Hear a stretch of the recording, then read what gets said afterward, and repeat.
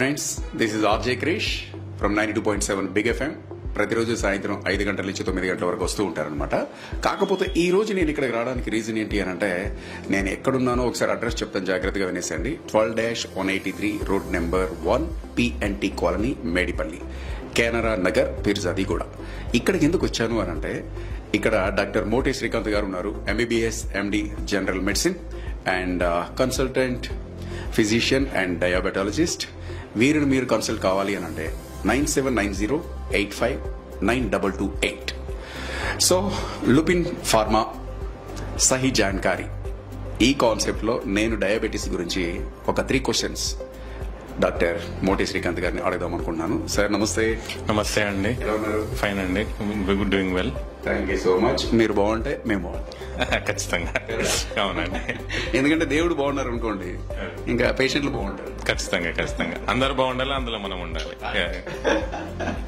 Sir, actually 3 questions మాత్రం ఉన్నాయి. దానికి మీరు సమాధానం చెప్పే ముందు, అక్కడ నేను చదివాను ఏదో Guinness book of world record లో పార్టిసిపేట్ చేశారని. ఏంటి సార్ అది?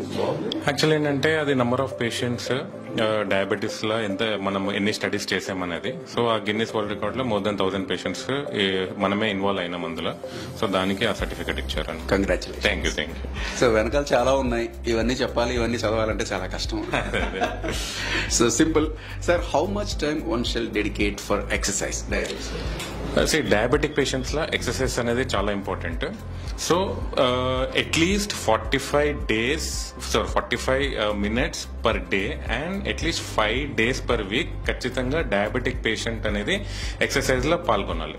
So what type of exercise అనేది, వెయిట్ లిఫ్టింగ్ కానీ, లేదా physical activity like walking, running, లేదా యోగా, ఇలాంటి ఎక్సర్సైజ్ ఖచ్చితంగా పాల్గొనాల్సి వస్తుంది. సో ఇందులో ఏంటంటే, ఎందుకు డయాబెటీస్ వాళ్ళు ఎక్సర్సైజ్ చేయాలి? ఇప్పుడు మనం చేసే ఎక్సర్సైజ్ మజిల్ ఇన్వాల్వ్మెంట్ అవుతుంది. సో ఆ మజిల్ ఇన్వాల్వ్మెంట్ అవడం వల్ల మన గ్లూకోజ్ మజిల్ అనేది గ్లూకోజ్ ని అబ్జర్వ్ చేస్తుంది. సో దానివల్ల ఆ HbA1c తగ్గడం, వెయిట్ తగ్గడం, అడిపో టిష్యూలో ఫ్యాట్ తగ్గడం అనేది జరుగుతుంటుంది. సో ఖచ్చితంగా ఒక diabetic patient 45 minutes per day exercise compulsory చేయాలి, 5 days a week. ఓకేనా? ఎలాంటివి అన్నారు ఒకసారి?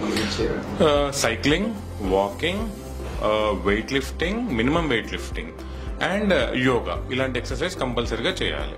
కొందరు ఈ ఏరోబిక్ ఎక్సర్సైజ్ కానీ, లేదా జుంబా డాన్స్ కూడా చాలా ఇంపార్టెంట్. ఇందులో ఏంటంటే, ఇందులో అన్ని మజిల్స్ ఇన్వాల్వ్ అవుతాయి. ఓకేనా? సో ఇప్పుడు మనము జిమ్ చేస్తున్నాం, జిమ్ లో అన్ని మజిల్స్ చేస్తాం. ఒకటే చెస్ట్ చేస్తాం, ఒకటే బైసెప్స్ చేస్తాం. సో ఈ వాకింగ్, యోగా, ఇలాంటివన్నీ అన్ని మజిల్స్ ఇన్వాల్వ్ అవడం వల్ల వాళ్ళ HbA లెవెల్స్ కంట్రోల్లో ఉండడం జరుగుతుంది. So what are the things diabetics should consider while doing exercise? So diabetes patient who are on medicines, suppose patients కొందరు గ్లిమిప్రైడ్ తీసుకుంటారు, మెట్ఫార్మిన్ తీసుకుంటారు, అంటే their doctors prescribe different medications. So కొందరికి ఏంటంటే గ్లిమిప్రైడ్ వల్ల ఏమవుతుందంటే, వాళ్ళు సరిగా ఫుడ్ ఇంటేక్ తీసుకోకుండా ఎక్సర్సైజ్ చేస్తే హైపోగ్లైసిమియా, అంటే షుగర్స్ లెస్ దెన్ 50 వెళ్ళడం జరుగుతుంటుంది. సో వాళ్ళు ఖచ్చితంగా ప్రీ ఎక్సర్సైజ్ ఖచ్చితంగా వాళ్ళు ఆల్మండ్స్ అన్నా కానీ, కాఫీ తాగడం కానీ, లేదా ఇంకేమైనా వాల్నట్స్ తీసుకోవడం కానీ చేయాల్సి ఉంది. లేదు అంటే వాళ్ళు ఖచ్చితంగా ఎక్సర్సైజ్ చేసినప్పుడు షుగర్ అనేది డౌన్ అవడం జరుగుతుంది. ఎందుకంటే వాళ్ళు ఆల్రెడీ టాబ్లెట్స్ మీద ఉంటారు. టాబ్లెట్స్ మీద ఉన్నప్పుడు ఏం చేస్తుంది, ఆ సల్ఫనల్ యూరియాస్ కానీ షుగర్ డౌన్ చేస్తుంది. షుగర్ డౌన్ చేయడం వల్ల వాళ్ళు అగ్రెసివ్ ఎక్సర్సైజ్కి వెళ్ళడం వల్ల ఇంకా డౌన్ అయ్యే ఛాన్సెస్ ఉంటాయి. సో అప్పుడు వాళ్ళు ఏమవుతుంది, ఆ ఎక్సర్సైజ్ చేయడం వల్ల వాళ్ళు గిడినెస్ రావడం కానీ, చెమటలు పట్టడం కానీ, ఆకలి ఎక్కువడం కానీ జరుగుతుంది.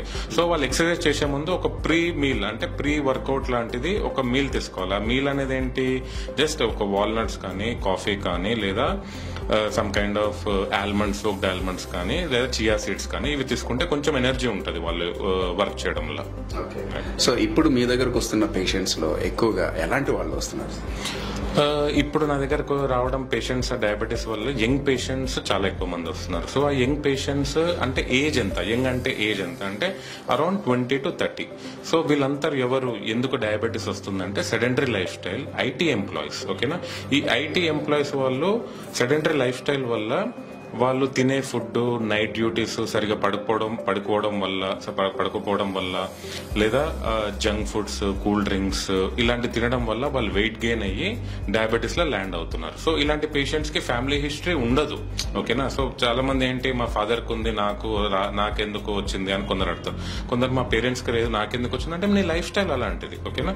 సో వాళ్ళు ఏంటంటే లాంగ్ సిట్టింగ్స్, ఓకే, సిట్టింగ్ చేసేప్పుడు ఒక మజిల్ మూవ్మెంట్ ఉండదు, ఒక వాకింగ్ ఉండదు. సో వాటి వల్ల ఏమవుతుంది, ఈ డయాబెటీస్ కి లోన్ అవుతున్నారు. వీటిలో ఏంటంటే ఈ కొందరు సాఫ్ట్వేర్ ఎంప్లాయీస్ ఏం చేస్తారు, ఈ సాఫ్ట్వేర్ కంపెనీస్ అన్ని దీన్ని వాళ్ళ ఎక్కువసేపు వర్క్ చేయడం వల్ల కొన్ని చిప్స్ కానీ ఇవంటి ఆఫర్ చేస్తుంటారు, జంక్స్ కానీ. కంపెనీస్ ఏం చేస్తాయి, రిఫ్రెష్మెంట్స్ అని చెప్పేసి ఇవన్నీ పెడుతుంటాయి.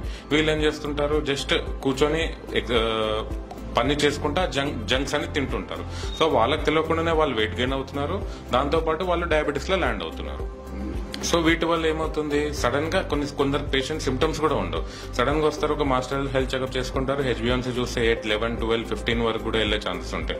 సో వాళ్ళు ఏంది, దాంతోనే స్ట్రెస్ కూడా చాలా ఇంపార్టెంట్ ఫ్యాక్టర్. స్ట్రెస్ వల్ల ఎందుకు డయాబెటీస్ వస్తుంది, స్ట్రెస్ వల్ల ఇది కార్టిసాల్ అనేది పెరుగుతుంది. కార్టిసాల్ వల్ల డయాబెటీస్ వచ్చే ఛాన్స్ ఉంటుంది. సో నైట్ డ్యూటీస్ కానీ లేదా inactivity, health improper physical activity లేకపోవడం వల్ల కానీ ఇలాంటి వాళ్ళకి డయాబెటీస్ వస్తుంది. Ladies and gentlemen, 9790859228 doctor Mote Srikanth గారిని